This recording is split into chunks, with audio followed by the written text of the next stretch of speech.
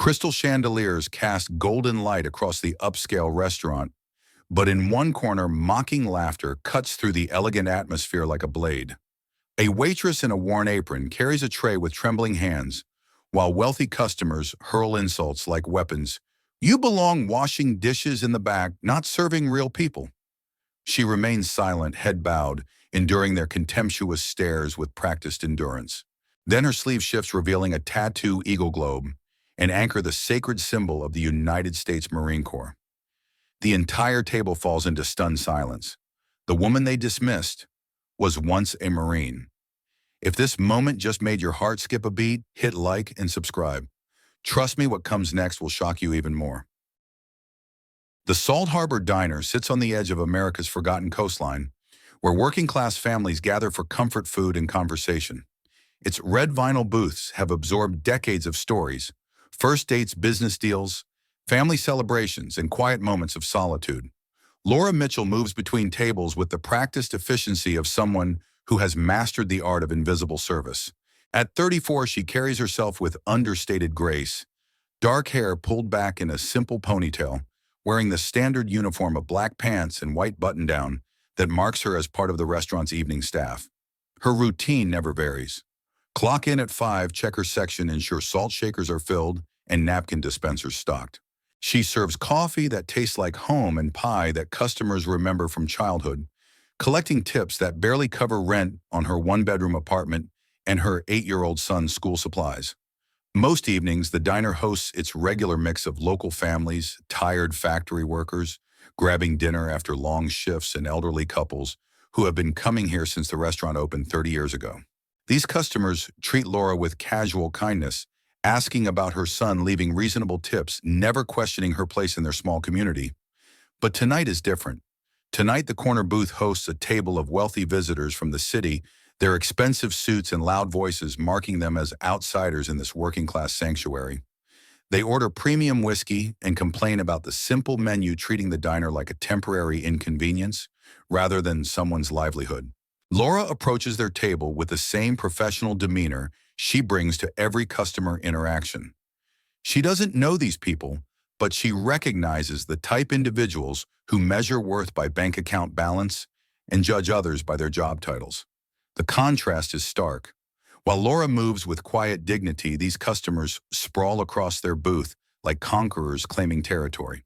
Their conversation dominates the restaurant, filled with boasts about business deals and social connections that mean nothing to the families eating quietly at nearby tables. She refills their water glasses without comment, accustomed to being treated as part of the furniture rather than a human being deserving of basic courtesy. In her 3 years working at Salt Harbor Diner, Laura has learned that some customers see service workers as invisible, useful for their labor, but unworthy of genuine respect. The evening light filtering through the restaurant's windows casts long shadows across the dining room. Outside, the harbor reflects the last traces of sunset, painting the water in shades of gold and crimson. Inside, the familiar sounds of clinking silverware and quiet conversation create the soundtrack of small-town American life. Laura checks her watch discreetly. 6 hours left in her shift. 6 hours of carrying heavy trays, forcing smiles for difficult customers, and absorbing whatever treatment comes her way. It's honest work that pays honest wages, even if those wages barely stretch to cover the necessities of single motherhood. She doesn't complain about the long hours or demanding customers.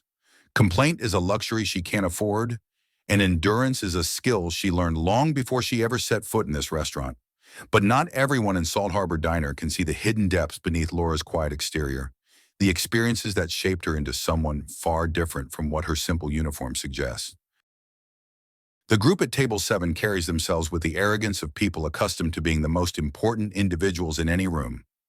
Richard Holbrook, a real estate developer with soft hands and a harder attitude, leads the conversation, while his companions, 2 business associates and a reserve military officer named Captain Stevens, laugh at his casual cruelty. "Look at these local establishments," Holbrook says, gesturing dismissively at the diner's modest decor. "Simple places for simple people. I bet our waitress has never experienced real discipline in her entire life." They watch Laura approach with barely concealed disdain, already prepared to treat her as entertainment rather than a human being providing professional service.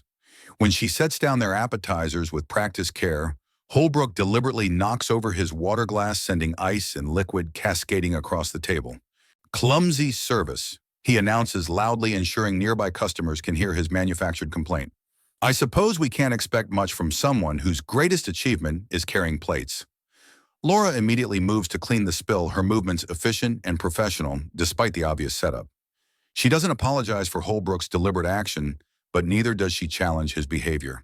Instead, she simply does her job, wiping down the table, replacing soaked napkins, ensuring their comfort, despite their deliberate attempt to humiliate her. Captain Stevens joins the mockery with military posturing that rings hollow in the small restaurant. Discipline starts with attention to detail. He declares, as if Laura's supposed clumsiness validates his superior understanding of military values. Some people never learn what real service means. The irony is lost on him completely. Other customers begin to notice the commotion. An elderly couple at a nearby booth exchanges uncomfortable glances. A family with young children hurries to finish their meal, wanting to escape the toxic atmosphere these visitors have brought into their peaceful evening retreat. But no one intervenes. This is how power works in small moments. Those with privilege feel entitled to exercise it, while witnesses hope someone else will step forward to restore decency to the situation. I bet you've never been anywhere that required real commitment. Holbrook continues, warming to his theme. Never had to prove yourself under pressure. Never faced consequences for failure. Laura's jaw tightens almost imperceptibly, but she continues, clearing their table with steady hands. Her movements remain controlled, professional, giving no indication that their words are finding their target. Probably dropped out of high school. One of the business associates adds, encouraged by Holbrook's performance. These small-town girls never amount to much beyond local waitressing jobs. They're performing now, using Laura's presence as a stage for demonstrating their assumed superiority. Each insult builds on the last, creating a crescendo of casual cruelty that transforms dinner into a power display. Laura finishes cleaning their spill and prepares to return to her other tables. But Holbrook isn't finished with his entertainment. "Tell me," he says, grabbing her wrist as she turns to leave, "what's the most challenging thing you've ever done, besides memorizing a menu, I mean?" The physical contact crosses a line that even his verbal abuse hadn't approached. Laura's entire posture shifts subtly, though most observers wouldn't recognize the change. Her breathing remains controlled, but something fundamental alters in her bearing. She doesn't jerk away from his grip. Instead, she looks directly into his eyes with the kind of steady gaze that makes him unconsciously release her wrist. "I've done things you couldn't imagine," Laura says quietly, her voice carrying undertones that silence his laughter. For just a moment, Holbrook feels something he rarely experiences: uncertainty. There's something in Laura's eyes that doesn't match his assumptions about small-town waitresses who never leave their comfortable corners of the world. But the moment passes quickly and his arrogance reasserts itself like armor against uncomfortable truths. Emboldened by what they interpret as Laura's weakness, the group's behavior escalates beyond verbal harassment into deliberate humiliation. Holbrook signals to his companions with the satisfied expression of a predator who has identified vulnerable prey. "Since you're so experienced," he says with theatrical sarcasm, "why don't you tell us about all these impressive accomplishments? We're dying to hear about your fascinating career, serving coffee and pie." His associates laugh on cue, their amusement filling the restaurant like toxic smoke. The sound carries across the dining room, making other customers visibly uncomfortable, but still unwilling to intervene in what appears to be a one-sided confrontation. Captain Stevens, eager to demonstrate his own superiority, adds his voice to the chorus of mockery. "I've served in the National Guard for 12 years, he announces, as if his weekend warrior status grants him authority over civilian life. "I know what real commitment looks like, and it's not carrying trays for tips." Laura stands beside their table, maintaining professional composure, while internal calculations run through her mind. She could walk away, report their behavior to management, or simply endure until they finish their meal and leave. These are the options available to a small-town waitress facing wealthy customers who can afford to cause problems for her employment. But something deeper stirs beneath her practiced calm muscle memory. From a life these people can't imagine, training that doesn't disappear just because someone changes careers. "You know what your problem is?" Holbrook continues growing more aggressive as Laura's silence feeds his sense of power. No backbone, no real experience with adversity. You've probably never faced anything more dangerous than an angry customer. He reaches across the table and deliberately knocks over the salt shaker, sending white granules cascading onto the floor beside Laura's feet. "Oops," he says with mock innocence. "Looks like you have more cleaning to do. Better get down on your hands and knees where you belong." The restaurant falls into uncomfortable silence. Even customers who have been trying to ignore the situation can no longer pretend nothing is happening. Children sense the tension and move closer to their parents. The elderly couple prepares to leave, not wanting to witness whatever comes next. Laura looks down at the scattered salt, then back at Holbrook's expectant face. He wants her to kneel. He wants to see her degraded in front of witnesses, reduced to crawling on the floor while he watches with satisfaction. Instead, she rolls up her left sleeve. The action is casual, almost unconscious, as if she simply wants more freedom of movement for cleaning. But as the fabric slides up her forearm, something becomes visible that changes everything. First, the edge of black ink against pale skin. Then, as more of her arm is revealed, the unmistakable outline of a tattoo that every American recognizes even from a distance. The eagle, globe, and anchor of the United States Marine Corps. Not a small decorative version, but a full-size military tattoo that speaks of genuine service, real commitment, authentic sacrifice. Captain Stevens sees it first, his face draining of color as the implications register in his mind. His 12 years of weekend National Guard service suddenly seem insignificant compared to the implications of that tattoo on Laura's arm. Holbrook follows his gaze and freezes mid-sentence, his mouth still open, from whatever additional insult he was preparing to deliver. The other customers begin to notice the shift in atmosphere, though most can't yet see what has silenced the loud table in the corner. Laura doesn't announce her discovery or demand recognition. She simply stands there letting reality speak for itself, while salt crystals crunch beneath her comfortable work shoes.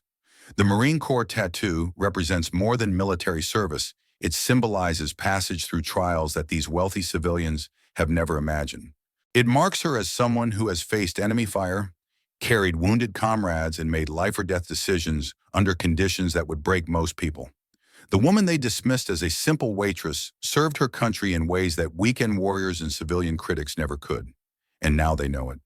The silence stretches longer, heavy with implications none of them are prepared to process. Laura sets her serving tray on the edge of the table with deliberate precision, then rolls up her sleeve, completely revealing the full Marine Corps tattoo in all its detailed glory. The eagle spreads its wings across her forearm, the globe shows continents marked by service, and the anchor represents unwavering commitment to duty. But this isn't just any Marine Corps tattoo. Beneath the traditional emblem, smaller details tell a more specific story: deployment dates, unit designations, and the faint outline of a combat action ribbon indicators that speak volumes to anyone who understands military symbolism. The silence in the restaurant becomes absolute. Even the kitchen staff pause their work, sensing the shift in atmosphere without understanding its source. Captain Stevens, the reserve officer who had been lecturing Laura about real service, slowly stands from his chair. His weekend warrior experience suddenly feels insignificant as he recognizes the markings of a combat veteran. His training kicks in, overriding his civilian arrogance, and he renders a proper salute. "Semper Fi, Marine," he says, his voice carrying respect that had been completely absent moments before. Laura returns the salute with practiced precision, her bearing transforming from accommodating waitress to the military bearing that never truly leaves a Marine. The change is subtle but unmistakable: shoulders, square spine, straight eyes that have seen things these civilian critics never will. "Semper Fidelis," she responds, her voice carrying quiet authority that fills the small restaurant. Holbrook stares in shock, his brain struggling to reconcile the woman he had been humiliating with the combat veteran standing before him. His assumptions crumble like sandcastles struck by waves, leaving him speechless for perhaps the first time in his adult life. Other customers begin to understand what's happening.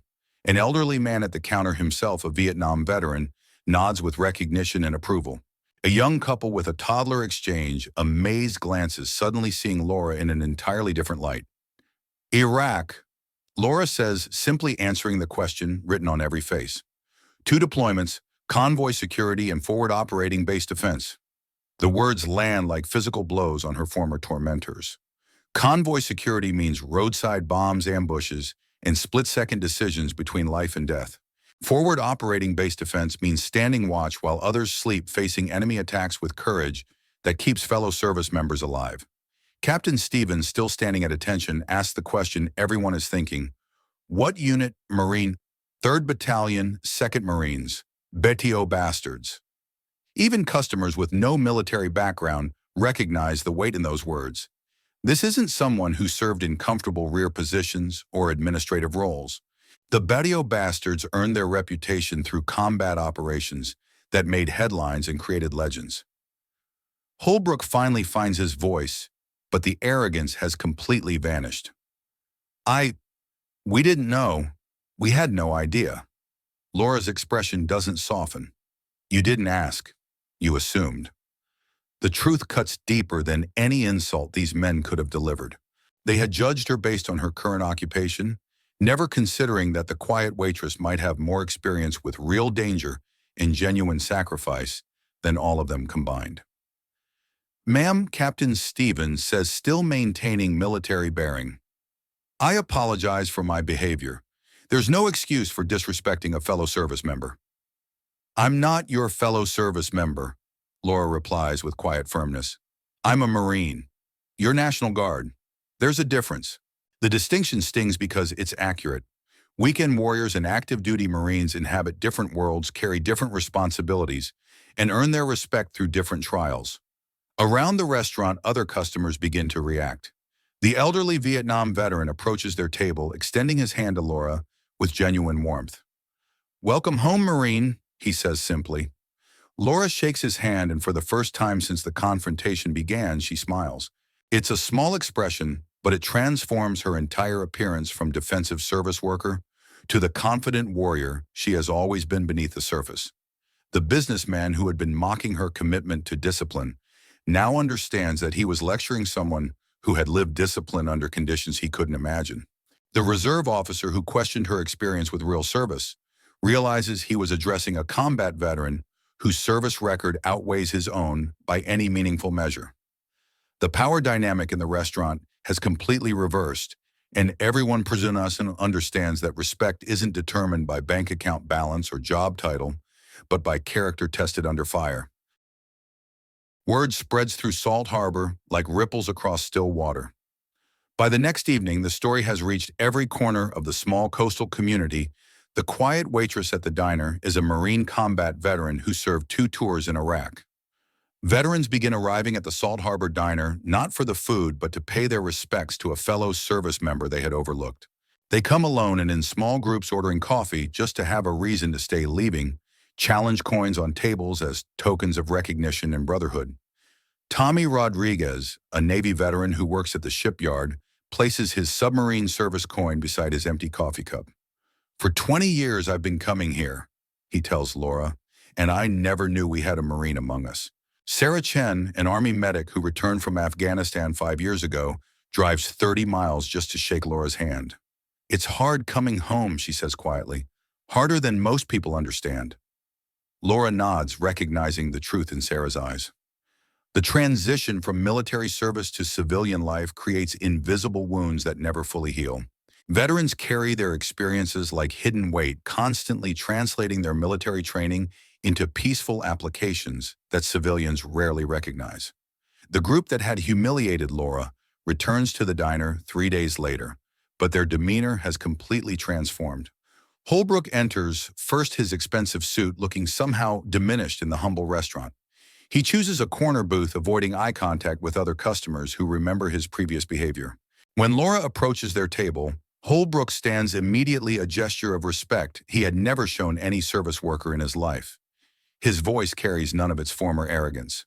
Ma'am, he begins hesitantly, we owe you an apology that goes beyond words. Our behavior was inexcusable regardless of your service record. Laura listens without expression, her professional demeanor masking the complex emotions stirring beneath the surface. These men had revealed their true character when they thought she was powerless to defend herself. Captain Stevens, the reserve officer, extends an envelope toward her. This is a donation to the local veterans organization in your honor. It's not enough, but it's a start. Laura doesn't take the envelope immediately. Instead, she studies each face at the table, seeing shame where arrogance once lived, uncertainty where confidence had ruled. I don't want your money, she says finally. I want your respect, not just for me, but for every service worker you encounter. You don't know their stories. You don't know what they've survived.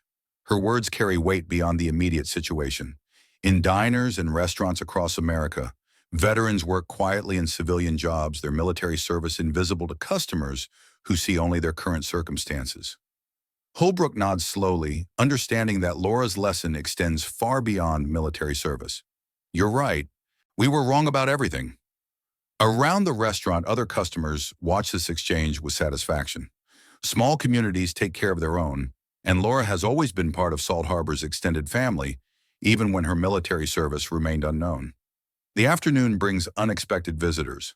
A reporter from the regional newspaper wants to write about the hidden veteran working at the local diner, but Laura politely declines the interview. I'm not special, she explains. There are thousands of veterans working regular jobs, raising families, contributing to their communities without recognition. That's what we do. Her 8-year-old son, Marcus, arrives after school to find his mother surrounded by visitors who treat her differently than they did yesterday. He doesn't fully understand the change, but he sees pride in his mother's eyes that hadn't been there before. Mom, he asked during a quiet moment, were you really a soldier? Marine, Laura corrects gently. And yes, before you were born, I served our country. But my most important job has always been being your mother. Marcus beams with newfound pride, already planning to share this revelation with classmates who will see his mother as a hero rather than just another working parent. As evening settles over Salt Harbor, Laura continues her shift with the same professional dedication she has always shown. But something fundamental has changed. She no longer carries herself as someone hoping to remain invisible. Instead, she moves with the quiet confidence of someone whose true worth has been recognized by her community. The transformation is complete, but it required no change in Laura herself, only in others' willingness to see beyond surface assumptions. Laura Mitchell's story becomes Salt Harbor's quiet reminder that heroes walk among us, often invisible, until circumstances reveal their true nature. Her revelation transforms not just how customers treat her, but how the entire community thinks about the people who serve them daily. The lesson extends beyond military service to encompass all forms of hidden strength. The grocery store clerk might be supporting elderly parents. The school custodian could be working 3 jobs to send children to college. The gas station attendant may have survived challenges that would break others. Laura returns to her routine, but with a difference. She no longer endures disrespect with silent submission. Instead, she carries herself with the quiet dignity of someone who knows her worth isn't determined by her current job title. Her story spreads beyond Salt Harbor through social media posts and word-of-mouth retellings. Veterans across the country recognize themselves in Laura's experience, the transition to civilian life that often requires hiding military identity to avoid unwanted attention or assumptions. The Marine Corps tattoo on her arm no longer remains hidden. She wears short sleeves proudly, not as a demand for special treatment, but as a reminder that service comes in many forms, and every person deserves basic respect.